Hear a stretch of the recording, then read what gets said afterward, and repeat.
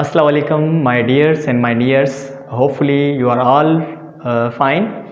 Yesterday I uploaded my first video on my YouTube channel that was all about my YouTube introduction and myself. Today I have come with my new topic, that is L1 and L2. But before commencing this topic, I request my viewers and my dear students, please subscribe my channel and also share my channel to your friends. Comment over there and click bell like.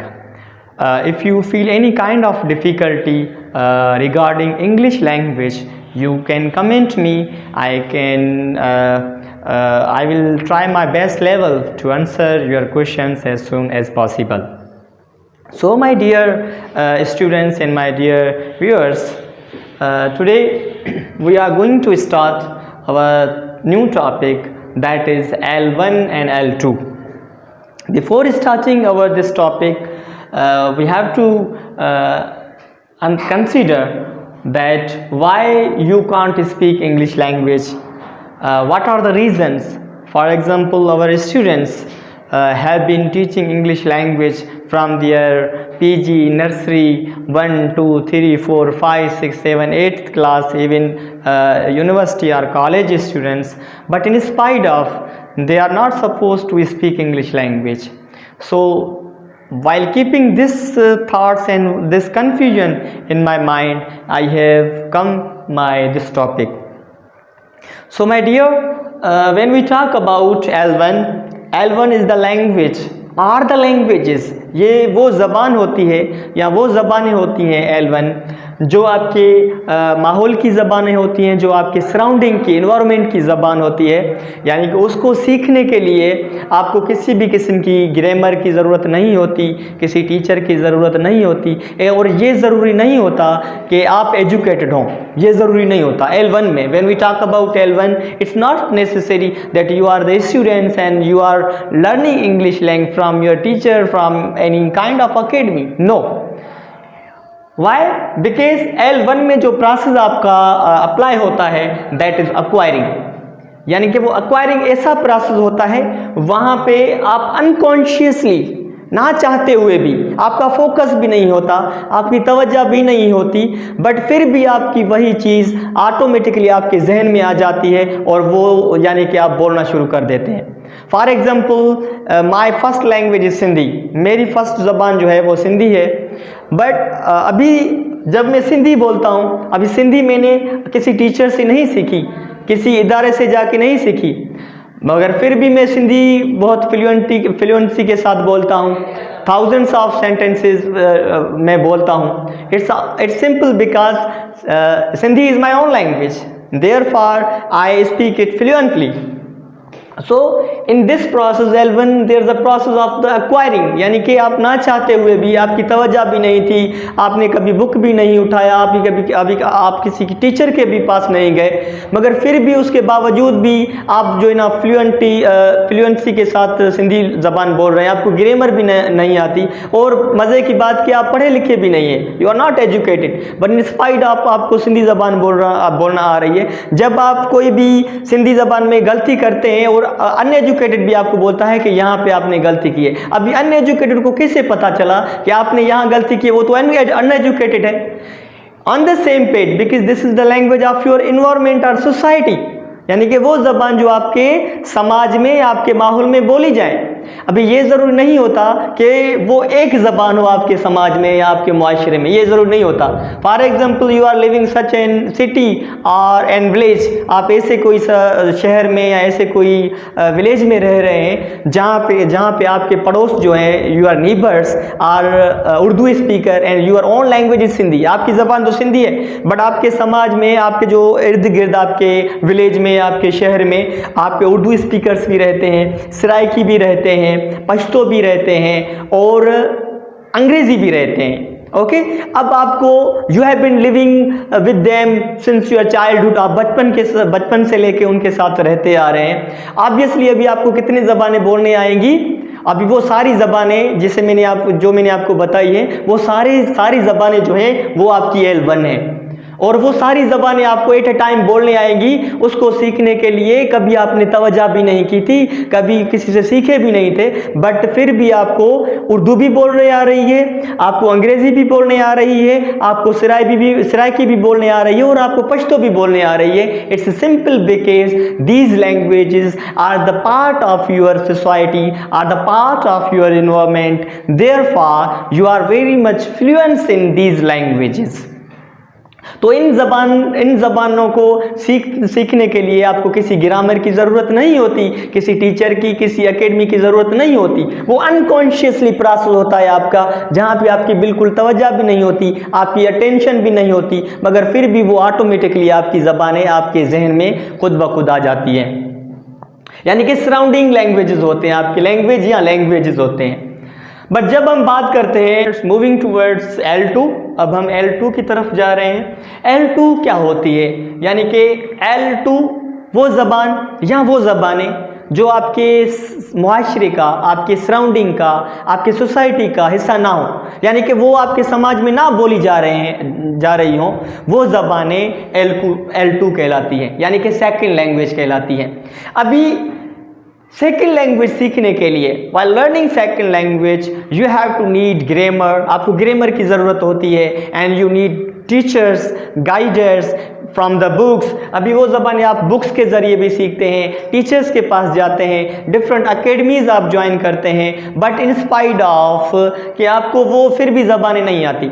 For example simple कि आप PG class से लेके आपको अंग्रेज़ी subject सिखाया गया था, हर कोई टीचर आपके क्लास में आता था, आपको अंग्रेज़ी का सब्जेक्ट पढ़ाता था, केजी में, 1 में, 2 में, 3 में, 5 में, 9th matric, first year, inter के भी जब हमारे स्टूडेंट हो जाते हैं, उनके बावजूद भी उन्हें जो है ना अंग्रेज़ी ज़बान नहीं बोलने आ रही। इंटरेस्ट भी है उनका, चाहते भी हैं, ग्रामर टीचर उसको सिखाता है, डिफरेंट एक्सरसाइजेस करवाता है, फिर होमवर्क देता है, वो सारा कुछ वो करके आते हैं, होमवर्क करके आते हैं, vocabulary, they remember the vocabulary वो याद करते हैं, but in spite of they can't speak any single sentence.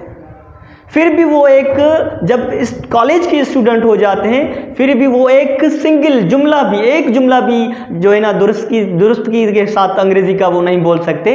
It's simple because ये इसलिए कि वो L2 जो ज़बान है वो आपके समाज का हिस्सा नहीं है। Therefore you are facing very much big problem. आप ये मसला जो है ना बचपन से लेके फेस करते आ रहे हैं। अगर हम इन चीज़ से निजात हासिल करना चाहें तो इट्स वेरी मच सिंपल। अगर आप चाहते हैं कि हम अंग्रेज़ी को अपनी सिंधी ज़बान की तरह या अपनी उर्दू ज़बान की तरह यानी कि हमें आनी चाहिए, उसमें हमें फ्लुएंस होना चाहें, तो सिंपल टर्मिनोलॉजी है आपके लिए कि L2 ज़बान को अगर आप स्विच करेंगे L1 में, when you switch this L2 language with L1, obviously there is a great impression on your English language and you see the great fluency among yourself। तो आप फिर देखेंगे कि आप में कितनी इम्प्रूवमेंट आ रही है। अब वो कैसे होगा? How it will when we say कि जब हम अंग्रेज़ी पढ़ाते हैं, when we talk about English language and teaching our students, तो हमें we have to create such an environment। हमें एक ऐसा कोई environment बनाना चाहिए क्लासेस में या out of class, even out of class. तो जब स्टूडेंट के साथ टीचर्स भी उनके साथ कम्युनिकेशन करेगा, ओरल कम्युनिकेशन करेगा, और वो स्टूडेंट्स खुद भी ग्रुप्स बना के एक इन्वायरमेंट क्रिएट करेंगे जहाँ पे वो अपनी इंग्लिश लैंग्वेज को अच्छी तरह से पॉलिश कर सकते हैं, अच्छी तरह से वो इंग्लिश लैंग्वेज में फ्लुएंट हो सकते हैं। For example I am giving you an example कि when we talk about English language की ज़बान की जब बात की जाती है, language is not a scientific subject. ये कोई साइंस का सब्जेक्ट नहीं होता। इंग्लिश इज़ अ लैंग्वेज, ये एक ज़बान होती है। Still and unless you don't speak, जब तक आप इसको बोलेंगे नहीं, इट्स इम्पॉसिबल फॉर यू कि अभी चाहे आप कितने भी ग्रामर के बुक्स सीख लें, चाहे आप किसी भी टीचर के साथ जाके पढ़ें, कितनी भी वोकेबुलरी आप याद करेंगे, बट आपको अंग्रेज़ी बोलना नहीं आएगी। Why? It's because you are not speaking it. आप इसको बोल ही नहीं रहे and you are only learning it. आप सिर्फ सीख रहे हैं। Knowing and using both are different. Please try to understand, my dear viewers and my dear students. Knowing and using both are different. ये दोनों हम नो करते हैं, हम जानते हैं ग्रामर क्या है, सिंपल प्रेजेंट सिंपल टेंस क्या है, एक्टिव क्या है, पैसिव क्या है, नरेशन क्या है, हमें आती है, बट हम बोल क्यों नहीं सकते? दिस इज द प्रॉब्लम कि हमारे पास इन्वायरमेंट नहीं है। अगर हमारे पास इस बिरा रोड में अंग्रेज़ों के कुछ घर होते और हम बचपन के साथ उनके साथ खाते पीते घूमते, उनके साथ अपने दुख, उनके साथ अपनी खुशी शेयर करते आते, तो आज हमारे पास इतनी नौबत ना आती कि हम अंग्रेज़ी को ग्रामर के साथ सीखते। वो अंग्रेजी आपको खुद ब खुद आ जाती, बिकॉज ऑफ इन्वायरमेंट, के वो वहाँ पे इन्वायरमेंट था, आपके भिरा रोड में, आपके शहर में अंग्रेज थे और आप उनको सुनते सुनते इमिटेट करते आ रहे थे। Therefore today you are good in English language. But this will happen when you people create such an environment. ये तब होगा कि जब हम एनवायरमेंट क्रिएट करेंगे। इन्वायरमेंट जब आपका क्रिएट हो जाएगा, ऑब्वियसली फिर आप पे ये नौबत नहीं आएगी कि आप जो है ना रट्टा लगा के अंग्रेजी को याद करें। You will be the Fluence in English language. आप लैंग्वेज में बहुत फ्लुएंस हो जाएंगे। और मज़े की बात ये कि ज़बान का ताल्लुक किसी क्लास से, आप एजुकेटेड है इससे नहीं है, ज़बान का ताल्लुक इससे नहीं है। यू आर ए स्टूडेंट, कि आप स्टूडेंट हैं, आपको ज़बान आनी चाहिए। ज़बान तो अनएजुकेटेड भी बोलता है। For example I have a baby, मुझे बच्चा पैदा हुआ and I took it to the America, मैं उसको अमेरिका में छोड़ के आया and he was not a student there, वो वहाँ पे पढ़ता भी नहीं था। ओके, बट आफ्टर 1 2 3 4 5 6 7 10 ईयर्स, 10 साल के बाद when he return to the Pakistan, जब ये पाकिस्तान में आएगा, व्हिच लैंग्वेज ही स्पीक? उसके अब्बू की ज़बान तो सिंधी थी, उसकी मदर की ज़बान भी, दादा दादी सिंधी थे, बट जब ये पाकिस्तान में आएगा वो कौन सी ज़बान बोलेगा? वो अंग्रेज़ी बोलेगा।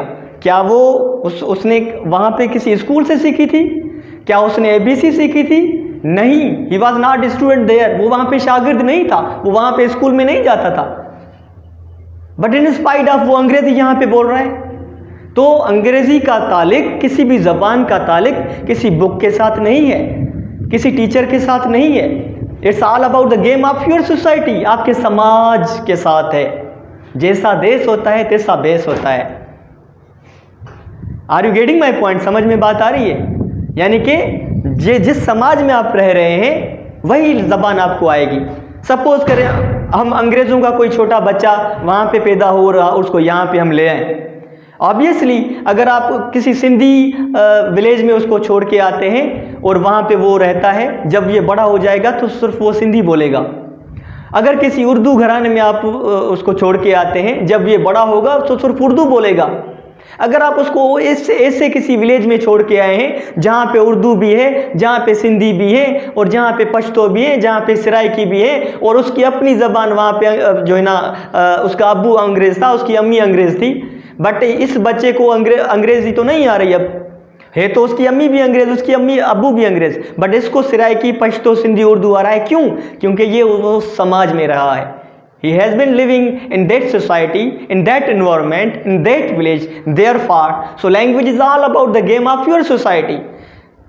ये साबित हो चुका कि it's all about the game of your society. ये आपके समाज के साथ ताल्लुक़ रखती है।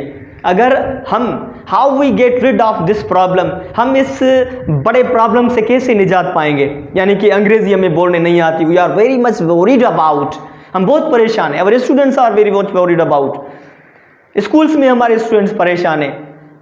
And English is very much important language, के our all subjects are in English, mathematics in English, chemistry in English, biology, all the theoretical subjects in English.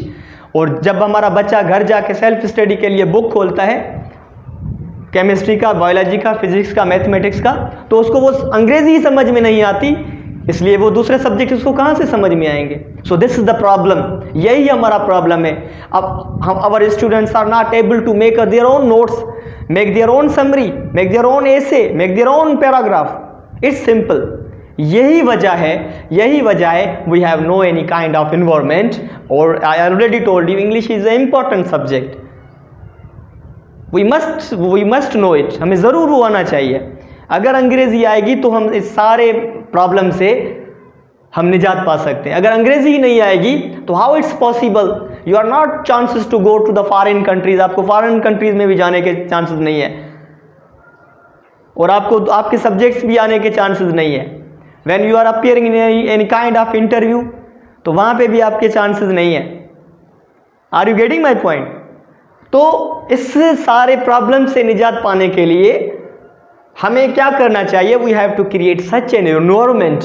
हमें स्कूल में, अपने पड़ोस में, अपने विलेजेस में ऐसा कोई इन्वायरमेंट क्रिएट करना चाहिए जहां पे हम अंग्रेजी बोलें all the time. How and second thing, our students confuses, परेशान होते हैं, फील शाय, शर्म फील करते हैं कि यार मैं अगर अंग्रेजी बोलूँगा ये फला क्या सोचेगा मेरे बारे में, फला। Are you foolish? ये बहुत फूलिश स्टूडेंट्स होते हैं जो ये चीज़ जहन में रखते हैं, क्योंकि English is a powerful language. ये तो पावरफुल ज़बान है, ये तो आपको फ़ख्र के साथ बोलनी चाहिए। And you feel shy all the time. It's simple, you are killing your talent. आप अपने टैलेंट को मार रहे हैं, आप अपने जज्बात को मार रहे हैं। Therefore you are not able to speak English language all the time.